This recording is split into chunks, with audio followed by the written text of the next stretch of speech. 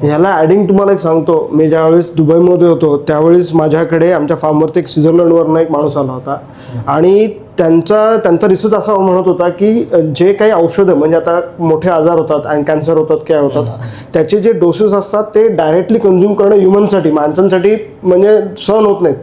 पण त्यांनी तसं फिडिंग म्हणजे त्या पद्धतीचं फिडिंग जे गाईला केलेलं आहे त्याच्यापासून जे दूध तयार होतं त्याच्यातनं येणारा जो औषधी गुणधर्म आहे किंवा आहे त्याच्यापासून ट्रीटमेंट पण केली जाते.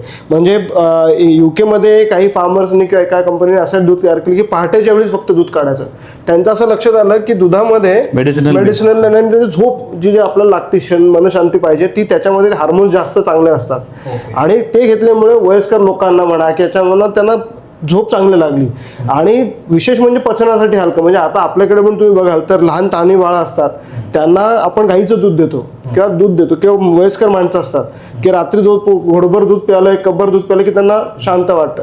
तर हे परंपरा दूध पिण्याची आपल्याकडे खूप कालावधीपासून आहे आणि ही वाढत जाणार आहे. म्हणजे गाईकडे आपण गोमाता किंवा असं हे म्हणतो त्याचं कारणच ते की ते काही चारा पचून जे आपण खाऊ शकत नाही डायरेक्टली ते पचून त्याचं दुधामध्ये रूपांतर करून ते आपल्याला देऊ शकते आणि त्यामुळे ह्या व्यवसायाला मरण नक्कीच नाहीये की आणि याच्यामध्ये वाढच होणे.